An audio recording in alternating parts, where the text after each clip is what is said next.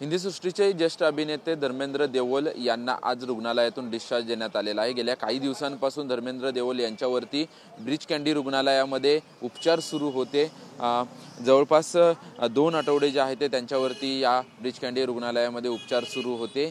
काल त्यांच्या निधनाच्या देखील अफवा ज्या आहेत त्या अफवा आल्या होत्या आणि त्यानंतर त्यांच्या कुटुंबियांच्या वतीनं आणि जनसंपर्क विभागाच्या वतीनं त्यांच्या तब्येतीविषयीची माहिती जी आहे ती माहिती देण्यात आली होती। त्यानंतर आज सकाळी 7 वाजता धर्मेंद्र देओल यांना डिस्चार्ज ब्रीच कँडी रुग्णालयातून देण्यात आलेला आहे आणि त्यांना घरी घेऊन जाण्यात आलेला आहे आणि इथून पुढचे सर्व उपचार जे आहेत ते उपचार ब्रीच कँडी रुग्णालयाच्याच वरिष्ठ डॉक्टरांच्या वतीनं घरी केले जातील। कुटुंबियांच्या निर्णयानंतर धर्मेंद्र देओल यांना ब्रीच कँडी रुग्णालयातून डिस्चार्ज देण्यात आल्याची माहिती जी आहे ती माहिती सध्या मिळते, कारण की गेल्या अनेक दिवसांपासून धर्मेंद्र देओल यांच्यावरती ब्रीच कँडी रुग्णालयामध्ये उपचार सुरू होते।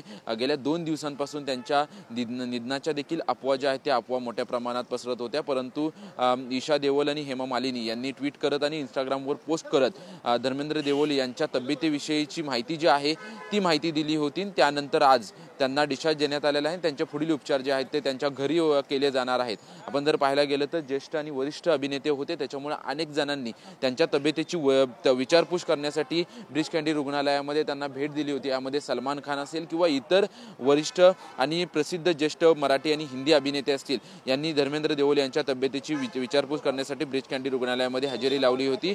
काल निधनाच्या अफवानंतर त्यांच्या कुटुंबियांच्या वतीनं आणि जनसंपर्क विभागाच्या वतीनं स्पष्टीकरण देण्यात आलं आणि आज सकाळी 7 ते 7:30 वाजताच्या दरम्यान त्यांना ब्रीच कँडी रुग्णालयातून डिस्चार्ज देण्यात आलेला आहे। पुढील उपचार जे आहेत ते त्यांच्या जुहू येथील राहत्या घरी होतील अशी देखील माहिती सध्या मिळत आहे। कॅमेरामॅन सिद्धेश नाईकसह निवृत्ती बाबर, TV9 मराठी, मुंबई।